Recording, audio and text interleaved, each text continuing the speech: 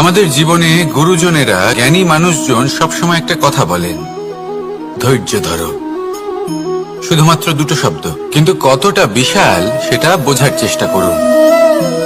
ছোট একটা অস্ত্র হাতে নিন এবং একটা বিশাল পর্বতে নিরন্তর প্রহার করতে থাকুন। ধৈর্য ধরে সেই কাজ করতে থাকুন। এমন একদিন আসবে, এই বিশাল পর্বতে আপনি একটা পথ তৈরি করবেন। কোনো ধনুর্ধর যখন নিজের বিদ্যা অর্জন করেন, তখন তাকেও ধৈর্য ধরতে হয়, তার নিজেকে সময় দিতে হয়, তবেই সে ধনুর্বিদ্যা শিখতে পারে। সেইভাবে আমাদের জীবনেও ধৈর্য ধরার খুব প্রয়োজন। পরিবারে ধৈর্য রাখতে পারলে তাহলে আস্তে আস্তে দেখবেন প্রেম বৃদ্ধি পাচ্ছে। সমাজে যদি ধৈর্য রাখতে পারেন, তাহলে আস্তে আস্তে এই সমাজ আপনাকে সম্মান করবে। যদি নিজের জীবনে ধৈর্য রাখতে পারেন, তাহলে নিজে থেকেই আত্মবিশ্বাস বাড়বে, নিজের বিকাশ হবে। জীবনে সবই সম্ভব যদি ধৈর্য রাখতে পারেন। হয়তো আস্তে আস্তে হবে, কিন্তু হবে অবশ্যই। শুধু ধৈর্য রাখুন, কারণ ধৈর্যই সবথেকে বড় পুঁজি। আসুন আর আমার সাথে ভালোবেসে বলুন, রাধা রাধা। আমাদের জীবনে যখনই আমরা কোনো বড় দায়িত্বের সম্মুখীন হই, তখন আমরা তার থেকে দূরে পালাই, আর এই অজুহাত দিই যে না না, এত বেশি ভার বহন করার যোগ্যতা আমার নেই, আমি করতেই পারবো না। দেখুন, এই সংসারে ভিন্ন ভিন্ন ধরনের গাছ আছে, ছোট গাছ, বড় গাছ, কিন্তু বটগাছের মতো বড় এবং নিবিড় গাছ আর একটাও নেই। সে নিঃস্বার্থভাবে এই সংসারকে সেবা করে যায়, ছায়া প্রদান করে, শীতলতা প্রদান করে। আর যখন এমন সময় আসে যখন তার ওপর বোঝা অত্যন্ত বেড়ে যায়, সে কিন্তু কোনোভাবেই ভেঙে পড়ে না। তখন সে নিজের নিঃস্বার্থ কর্মের ফল লাভ করে, সেই নিঃস্বার্থ কর্ম যা সে করেছে। তার দেহ থেকে ছোট ছোট ঝুড়ি বার হয় এবং তা কাণ্ডের আকার ধারণ করে। সেই কাণ্ড মাটির কাছে পৌঁছয় এবং তারপর তা বটগাছের সহায়ক হয়ে ওঠে। সে ভেঙে পড়ে যায় না। এইভাবে আপনিও জীবনে নিঃস্বার্থভাবে সবার সেবা করুন, ভালোবাসুন, সবাইকে সাহায্য করুন। যেদিন আপনার ওপর বোঝা অত্যন্ত বেড়ে যাবে, সেদিন এই সব মানুষ আপনাকে সাহায্য করার জন্য আসবেন, আপনার শক্তি হয়ে উঠবেন, আর আপনি বটগাছের মতোই মহান এবং বিশাল হয়ে উঠবেন। আসুন আর আমার সাথে ভালোবেসে বলুন, রাধা রাধা। একটা শব্দ আছে, পরিস্থিতি। অনেক মানুষের মুখে আমরা এই শব্দ শুনি। জীবনে যখন অসফল হয়ে দুঃখ আসে, সংকট আসে, কোনো বিপদ ঘনিয়ে আসে, তখন সমস্ত দোষ আমরা পরিস্থিতির ওপর চাপিয়ে দিই। আর দেখতে গেলে কোথাও না কোথাও ঠিকই করি। এই পরিস্থিতি প্রত্যেক দিনের মতো পাল্টাতে থাকে, কিন্তু এই দিন, এই রাত, এমন কেউ আছেন যিনি এর ওপরেও নিয়ন্ত্রণ সাধন করেন, আর তিনি হলেন সূর্য। ঠিক সেই রকমই আমাদের জীবনেও সূর্য হলো এই মন। যদি এই মনের উপর আমরা নিয়ন্ত্রণ করতে পারি, তাহলে আমরা জীবনকেও নিয়ন্ত্রণ করতে পারবো। প্রথমে এই মনের রাজা হয়ে উঠতে হবে। তাই মনে রাখবেন, যদি মন দুর্বল হয়, তাহলে পরিস্থিতি আমাদের সমস্যা বলে মনে হবে। এই মন যদি স্থির হয়, পরিস্থিতি প্রতিস্পর্ধা বলে মনে হবে।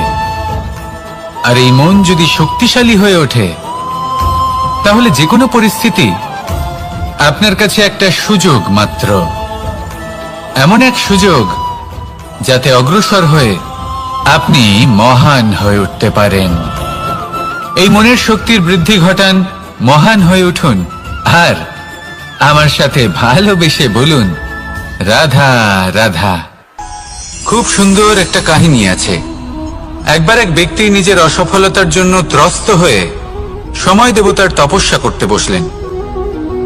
উনি তপস্যা করলেন এবং সময় দেবতা প্রসন্ন হলেন, মানুষের রূপ ধারণ করে ওনার সামনে প্রকট হলেন। এবার সেই ব্যক্তি ওনাকে জিজ্ঞেস করলেন যে কি এমন আছে যার জন্য আপনি বারবার জয়ী হন আর আমি চিরকাল পরাজিত হয়ে থাকি? কেন এত পরিশ্রম করা সত্ত্বেও আমি সাফল্য লাভ করতে পারি না? তখন সময় দেবতা উত্তর দিলেন যে দিন হোক বা রাত, ঝড় হোক বা ভূমিকম্প, রোদ হোক বা বৃষ্টি হোক, সময়ের সূত্রপাত হোক বা প্রলয়, আমি থামি না, আমি চলতেই থাকি। আর সেই জন্য যিনি থেমে যান তিনি পরাজিত হন আর আমি জয়ী হই। এটাই আমাদের শিখতে হবে। জীবনে সবসময় চলতে থাকুন, কখনো থামবেন না। হ্যাঁ, কিছুক্ষণের জন্য বিরতি নিতে পারেন, বিশ্রাম করার জন্য, নিজেকে আরো সশক্ত করে তোলার জন্য, কিন্তু থেমে যাবেন না। নিরন্তর কর্ম করতে থাকুন, পরিশ্রম করতে থাকুন, তবেই এই সংসার আপনাকে মনে রাখবে। আসুন আমার সাথে ভালোবেসে বলুন, রাধা রাধা। মানুষ তার জীবনে দুই ধরনের পরিস্থিতিকে খুব ভয় পায়। এক, কোনো কারণবশত কারোর সামনে নত হওয়া। দুই, কোনো কারণে নিজের চরিত্র থেকে, নিজের মূল্যবোধ থেকে বিচ্যুত হওয়া। এবার কেন হয় এরকম যে কথায় কথায় কারোর সামনে নত হতে হয়? কেন বারংবার নিজের চরিত্র থেকে চ্যুত হতে হয়? এরকম কেন হয়? এটা তখনই হয় যখন আমাদের শিক্ষা এবং মূল্যবোধের অভাব থাকে। যদি মানুষের মধ্যে প্রকৃত শিক্ষা থাকে তাহলে এই সংসারে কোনো সময় এবং কারোর সামনেই নত হওয়ার কোনো প্রয়োজন নেই। যদি মানুষের মধ্যে মূল্যবোধ থাকে তাহলে তাকে নিজের মূল্যবোধ বা চরিত্র থেকে বিচ্যুত হতে হয় না, তা সে যাই হয়ে যাক না কেন। কোনো বালককে যদি জন্ম থেকেই সুশিক্ষার অধিকারী করা হয়, শিক্ষিত করা হয়, মূল্যবোধের অধিকারী করা হয়, তবে সে এই সংসারে এমন কর্ম করবে যাতে সে নিজেকে, নিজের পরিবারকে, সমগ্র সমাজকে গর্বিত করতে পারে। শিক্ষা লাভ করুন, মূল্যবোধ লাভ করুন এবং আমার সাথে ভালোবেসে বলুন, রাধা রাধা। আমাদের সকলের জীবনে একটা লক্ষ্য থাকে যেটা আমরা লাভ করতে চাই। ঠিক যেন একটা প্রতিস্পর্ধা বিদ্যমান যে কে সব থেকে আগে নিজের লক্ষ্যে পৌঁছতে পারবে। আর সেই জন্য আমরা সকলেই খুব তাড়াতাড়ি এগোতে চেষ্টা করি, বড় এবং দীর্ঘ পদক্ষেপ ফেলি যাতে তাড়াতাড়ি নিজের লক্ষ্যে পৌঁছতে পারি। কিন্তু এক অত্যন্ত গুরুত্বপূর্ণ বিষয় আছে, সবসময় লক্ষ্য সামনে থাকবে না, কখনো কখনো তা খুঁজতে হয়। এই যাত্রা খুব কঠিন হতে পারে। আর ঠিক এই কারণেই সবসময় দ্রুত গতিতে চলা বা তাড়াতাড়ি পথে চলা সেটা আবশ্যক নয়। তার থেকেও বেশি গুরুত্বপূর্ণ হলো ভেবেচিন্তে তারপর পথ চলা। যদি ভেবেচিন্তে পদক্ষেপ ফেলেন, চলতে পারেন, তাহলে সেটাই সর্বশ্রেষ্ঠ পদক্ষেপ। কখন কোন দিকে যেতে হবে, কখন কোথায় দিক পাল্টানো যাবে না, কখন গতি বেশি রাখতে হবে, কখন কম, কখন থামবো, কখন চলবো, এই সব কিছুর বিষয়ে জ্ঞান অত্যন্ত গুরুত্বপূর্ণ এবং ভেবে চিন্তে চলতেই হবে। সেই জন্য শুধু তীব্র গতিতে সামনে এগোলে চলবে না, ভাবনা চিন্তা করে এগোতে হবে। আসুন আমার সাথে ভালোবেসে বলুন, রাধা রাধা। পায়েস হলো আমার বিশেষ প্রিয়। এর মধুর স্বাদ মনকে প্রফুল্ল করে তোলে।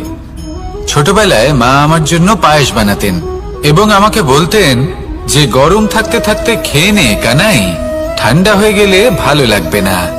কিন্তু আমিও দুষ্টু ছিলাম, ঠান্ডা হওয়া পর্যন্ত অপেক্ষা করতাম। আর ঠান্ডা হয়ে যাওয়ার পরে মার কাছে যেতাম আর ওনাকে বলতাম যে মা, পায়েস তো ঠান্ডা হয়ে গেছে, এটা গরম করে দিন। তখন মা হাসতেন আর বলতেন যে পায়েস না হয় আমি আবার গরম করে দেব কানাই, কিন্তু এর মধুর স্বাদ, সেই মিষ্টত্ব, সেই সুবাস, সেটা আবার ফিরে আসবে না। কথাটা সত্যি। আর এই সত্যটাই আমাদেরও জীবনের সত্য। আমাদের জীবনের মধুর সম্পর্কগুলি, এতে যখন কটুভাব প্রবেশ করে তখন সেই মিষ্টত্ব ফিরিয়ে আনা প্রায় অসম্ভব ব্যাপার হয়ে যায়। আপনি চেষ্টা করে সেই সম্পর্ক ঠিক করতেই পারবেন, তার জন্য অগাধ পরিশ্রম করতে হবে, কিন্তু আবার সেই মিষ্টত্ব কখনো ফিরে আসবে না। সেই জন্য আপনার জীবনের যে মধুর সম্পর্ক আছে, যতটা সম্ভব চেষ্টা করুন তাতে মিষ্টত্ব বজায় রাখতে। কটুভাব আসতে দেবেন না। আসুন আর আমার সাথে মধুর স্বরে বলুন, রাধা রাধা। শব্দ, শব্দ আসলে কি? শুধুই কয়েকটি অক্ষরের সমষ্টি, নাকি আমাদের বাণী? এই শব্দ এমন এক শক্তি যা কাউকে এই নিজের বশবর্তী করে ফেলতে পারে। শব্দ এমন এক অস্ত্র যা কাউকে ক্ষত বিক্ষত করে দিতে পারে। এই শব্দ হলো একটি নাদ স্বরূপ যা কোনো ঘুমন্ত ব্যক্তিকেও জাগিয়ে তুলতে পারে এবং নিজের লক্ষ্যের দিকে অগ্রসর করতে পারে। শব্দে এত শক্তি আছে যে কারোর মনে এতটা আঘাত দিতে পারে যে সে হয়তো জীবনে আর কখনো এগোতেই পারল না। তাহলে এই শব্দের প্রয়োগ খুব ভেবে চিন্তে করবেন। এবং এই শব্দের মতোই হলো নীরবতা। অনেক সময় এই নীরবতা আমাদের সহায়ক হয়ে ওঠে। অনেক সময় এটা আমাদের অনুশোচনাকে অনেক বেশি বাড়িয়ে তুলতে পারে। ভীষ্ম পিতামহ, অঙ্গরাজ কর্ণ যখন দ্রৌপদীর বস্ত্রহরণ হচ্ছিল তখন এনারা নীরব ছিলেন। দুর্যোধনের বিরোধিতা করেননি, ওকে বাধা দেননি। আর তারপর কি হলো সেটা আপনারা সকলে জানেন। দেখতে গেলে নীরবতা চুপ করে থাকা, কিন্তু যদি কোনো দুষ্টের সামনে চুপ করে থাকেন, যদি তার বিরোধিতা না করতে পারেন, তাহলে এই নীরবতাই অনেক বড় পাপের আকার ধারণ করে। মনে রাখবেন আর আমার সাথে ভালোবেসে বলবেন, রাধা রাধা। আভূষণ। কার না ভালো লাগে এই আভূষণ? আমরা পরিশ্রম করি, ধন অর্জন করি আর আভূষণ কিনে থাকি, কখনো নিজের জন্য, কখনো বা তাদের জন্য যাকে আমরা ভালোবাসি, বা তাদের জন্য যাকে আমরা সম্মান করি। হয়তো সেই জন্যই সীতা চূড়ামণি ধারণ করেছিলেন এবং আমি সামন্তকমণি। কিন্তু এটাই কি সেই প্রকৃত আভূষণ যা আপনার মূল্য বৃদ্ধি করে? না। শ্রীরামের আভূষণ হলো ওনার নম্র ভদ্র ব্যবহার। মাতা সীতার আভূষণ হলো ওনার সততা, ওনার নিষ্ঠা, ওনার ত্যাগ। অর্জুনের আভূষণ ছিল ওনার একাগ্রতা। রাধার আভূষণ ওনার প্রেম। এই আভূষণ কোথাও নেই, আপনার মনে আছে। যদি আপনার মনে মিষ্টতা থাকে, তা শান্ত হয়, তাতে সততা থাকে, নিষ্ঠা থাকে এবং প্রেম থাকে, তাহলে আপনার অন্য আর কোনো আভূষণের কোনো প্রয়োজন নেই। আপনি যতই ভিড়ের মাঝে থাকুন, আপনার ঔজ্জ্বল্য চোখে পড়বে। আসুন আর আমার সাথে ভালোবেসে বলুন, রাধা রাধা। এই সংসারের সবথেকে বড় সত্যি হলো জন্ম এবং মৃত্যু। কিন্তু আরো বড় একটা সত্য আছে, মিত্র এবং শত্রু, যা আমাদের সকলের জীবনে থাকে। মিত্র সে যে আমাদের সঙ্গ দেয় এবং সংসারের সবথেকে উঁচু শিখরে আমাদের নিয়ে যায়, এবং শত্রু সে যে কোনো মুহূর্তে যে কোনো শিখর থেকে আমাদের নিচে ফেলে দিতে পারে। এবার বিচিত্র ব্যাপার হলো এটাই যে আমরা নিজেরাই এদের সাথে নিয়ে চলি, নিজেরাই এদের পালন করি। তা কি করে? প্রথমে বুঝুন এই মিত্র এবং শত্রু কারা। আপনার নিজের মন, আর কেউ নয়। এই মনই হলো মিত্র যখন তাতে ভারসাম্য বজায় থাকে, তা নিয়ন্ত্রিত থাকে, তা পবিত্র হয়। কিন্তু যদি এই মন অনিয়ন্ত্রিত হয়ে পড়ে, যদি আপনাকে সে নিয়ন্ত্রণ করতে শুরু করে, তখন সেই আপনার সবথেকে বড় শত্রু হয়। সেই জন্য এই মনের ওপর নিয়ন্ত্রণ রাখতে শিখুন, এতে ভারসাম্য বজায় রাখতে শিখুন। তাহলে আপনি এমন এক বন্ধুকে পাবেন যে আপনাকে এই সংসারের শিখরে পৌঁছে দেবে। আসুন আমার সাথে ভালোবেসে বলুন, রাধা রাধা। ঈশ্বর আসলে কে? সংসারের বেশিরভাগ মানুষের কাছে ঈশ্বর হলেন এই সংসারের রচয়িতা, পালনকর্তা। কারোর কাছে উনি জ্ঞাতা, কারোর কাছে উনি হলেন আস্থার প্রতীক, আবার কারোর জন্য শুধুমাত্র অন্ধবিশ্বাস। কিন্তু এই ঈশ্বর কি কোনো শরীর, নাকি একটা বোধ, নাকি শুধুই শ্রদ্ধা? ঈশ্বর হলেন তিনি যিনি হলেন আপনার ইষ্ট। সেই জন্যই তো গুরু, মাতা, পিতা এনাদেরও ঈশ্বরই বলা হয়েছে। যাদেরকে আমরা ঈশ্বর বলে মনে করি, যারা আমাদের ইষ্ট, তারা আমাদের একটি পথ দেখান, একটি দিকে চালিত করেন। সেই পথে চলে আপনি শুভ কর্ম করতে পারেন, আর যখন কোনো ব্যক্তি তার ঈশ্বরের আদেশ পালন করেন তখন সে নিজে থেকেই শুভ পথে অগ্রসর হয়ে যান। বেশ কয়েকজন মানুষ ঈশ্বরের ওপর আস্থা রাখেন এবং ভাবেন যে অনুচিত কোনো কাজ করা উচিত নয়, ঈশ্বর দেখছেন। ওনারা ভয় পান যে কোনো অনুচিত কর্ম করলে কে জানে তার পরিণাম কি হবে। এমন অনেক ব্যক্তি রয়েছেন যারা ঈশ্বরকে বিশ্বাস করেন এবং জানেন যে ঈশ্বর তাদেরকে দেখছেন, তাই যে যে শুভ কর্ম ওনারা করেছেন তার ফল তারা অবশ্যই পাবেন। এবার আপনি ভয় পেয়ে ঈশ্বরকে বিশ্বাস করবেন নাকি বিশ্বাসের দ্বারা ঈশ্বরকে বিশ্বাস করবেন, সেই সিদ্ধান্ত আপনারই। কিন্তু হ্যাঁ, যদি আপনার মনে ঈশ্বরের জন্য কোনো স্থান থাকে, যদি আপনার কোনো ইষ্ট থাকেন, যদি আপনি কাউকে ঈশ্বর মনে করেন যার প্রত্যেক আদেশ আপনি পালন করে থাকেন, তাহলে বলি ঈশ্বর কখনো আপনাকে অনুচিত পথে চালিত করবেন না। আসুন আমার সাথে ভালোবেসে বলুন, রাধা রাধা। এই সংসারে ভিন্ন ভিন্ন ধরনের গাছ আছে, অসংখ্য ধরনের প্রজাতি আছে। কিছু গাছ পাতা দিয়ে থাকে, কিছু ফুল, কিছু ফল। কেউ ছায়া প্রদান করে, কেউ শীতলতা প্রদান করে, কেউ নিজেকে খুব কষ্ট দিয়ে এই সংসারের বিকাশে সহায়ক হয়ে ওঠে। কিন্তু এই সবার মধ্যে একটা বিষয় কিন্তু সমান, এরা প্রত্যেকেই পাতা ছাড়া, ফুল ছাড়া, ফল ছাড়া জীবিত থাকতেই পারে, কিন্তু কোনো বৃক্ষই শিকড় ছাড়া বেঁচে থাকতেই পারে না। এটাই হলো রাধার। ঠিক সেইভাবেই আমাদের জীবনে শক্তি হোক, ধন হোক বা সাফল্য হোক, আমাদের বা আমাদের পরিবারের প্রসন্নতাই হোক, এই সব কিছুর আধার হলো, সবকিছুর মূল হলো পরিশ্রম। তাই জীবনে চিরকাল পরিশ্রম করতে থাকুন। যদি আপনি জীবনে মহান হবার পথে অগ্রসর হতে চান, তাহলে পরিশ্রম করুন। এই পরিশ্রম দ্বারাই নিজের পরিবারকে প্রসন্ন করুন, নিজের বন্ধুদের প্রসন্ন করুন, এই সমাজকে গর্বিত করুন। আসুন আমার সাথে ভালোবেসে বলুন, রাধা রাধা। কখনো কোনো বাগানের কোনো বৃক্ষকে দেখেছেন যেখানে সুগন্ধি ফুল থাকে, রসালো ফল থাকে? তখন মন প্রফুল্ল হয়ে ওঠে, মন থেকে সেই বৃক্ষের প্রতি ভালোবাসা জন্মায়। কিন্তু যিনি বাগানের মালিক, শুধুমাত্র তিনিই জানেন যে কিভাবে এই বৃক্ষকে আগলে রাখতে হয়, কিভাবে তার পরিচর্যা করলে এতে সুন্দর সুগন্ধি ফুল হবে, রসালো ফল হবে। কখনো কখনো প্রয়োজনের থেকে বেশি রোদ পেলে এই বৃক্ষগুলি শুকিয়ে যায়, প্রয়োজনের থেকে কম রোদ পেলেও এই বৃক্ষ কিন্তু শুকিয়ে যায়।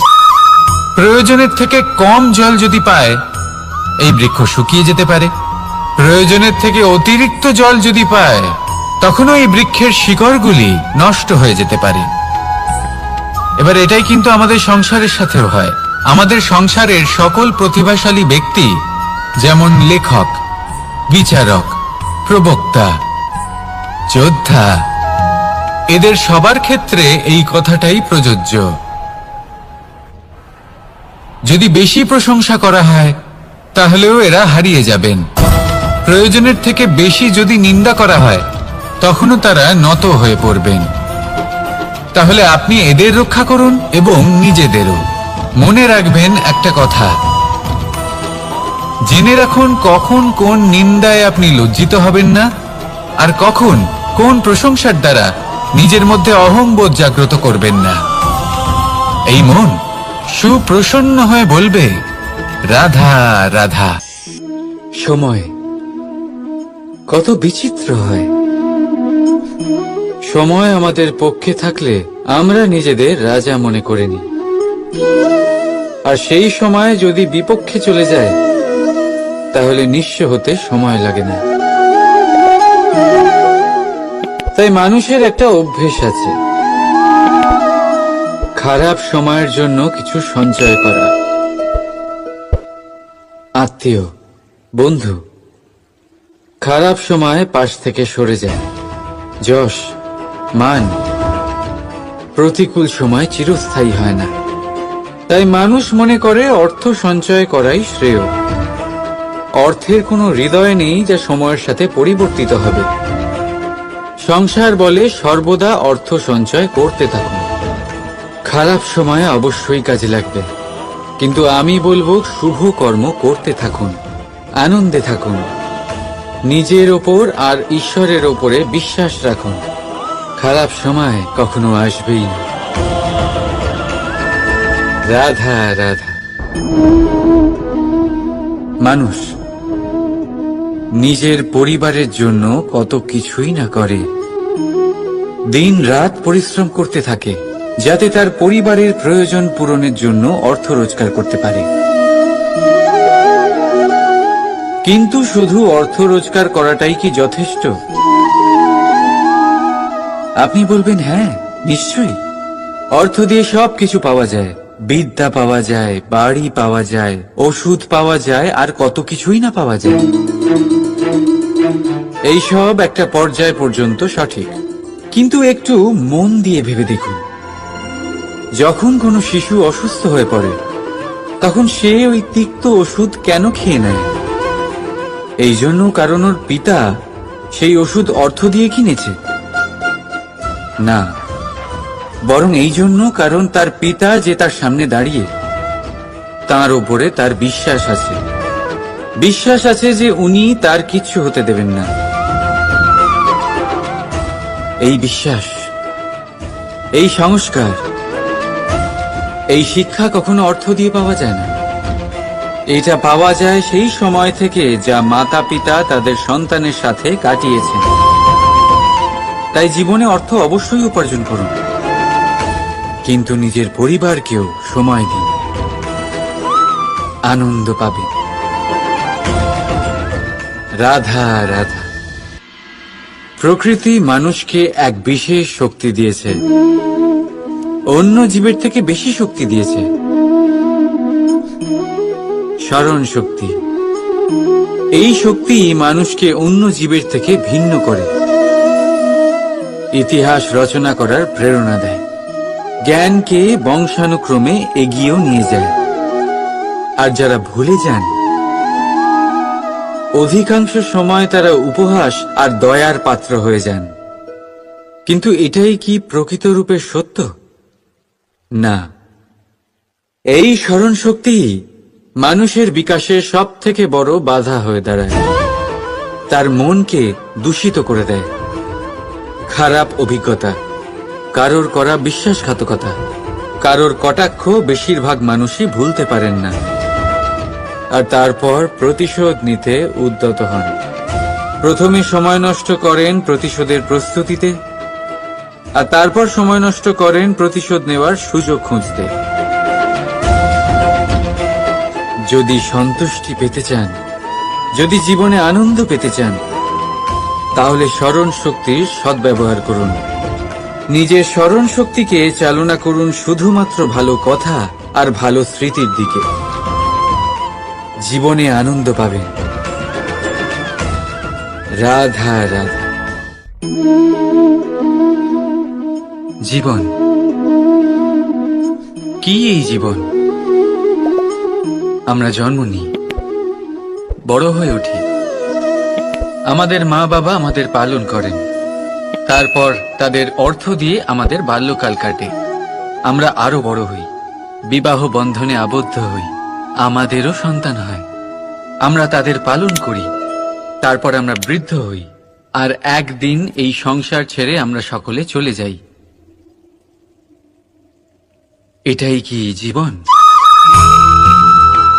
আপনার মনে এই প্রশ্ন হয়তো অনেকবার জেগেছে, তাই না? এবার একটু জলের যাত্রাপথ লক্ষ্য করুন। সাগর থেকে বাষ্প হয়ে ওঠে এই জল, মেঘ হয়ে ঝরে পড়ে সে, তারপর নদী হয়ে আবার সাগরে মিলিয়ে যায়। কিন্তু কখনো এই প্রশ্ন করে না যে তার জীবন কি, তার উদ্দেশ্য কি। প্রতিটা মুহূর্ত বাঁচে সে, আর অন্যদের যতখানি সম্ভব সাহায্য করে। যখন সাগরে থাকে তখন অসংখ্য জীবকে জীবন দান করে। যখন সাগর থেকে বাষ্প হয়ে মেঘ হয়ে যায় তখন চাষিদের মনে এই আশা জাগায় যে ফসল আবার ফলবে। যখন বর্ষা হয়ে ঝরে পড়ে তখন এই শুকনো, শুধু এই জীবন বাঁচুন, আর যতটা সম্ভব সবাইকে আনন্দ প্রদান করুন।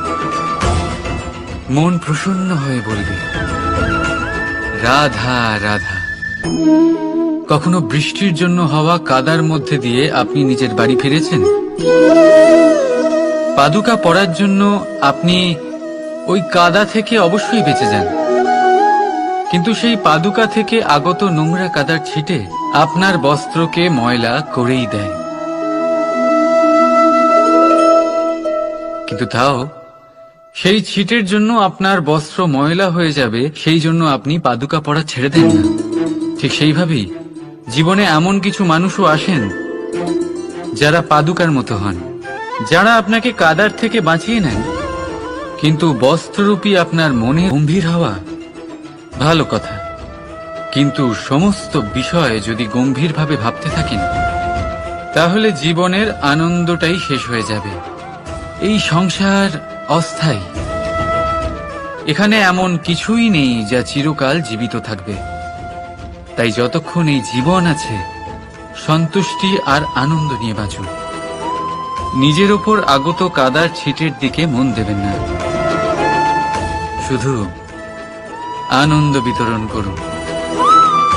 মন প্রসন্ন হয়ে বলবে রাধা।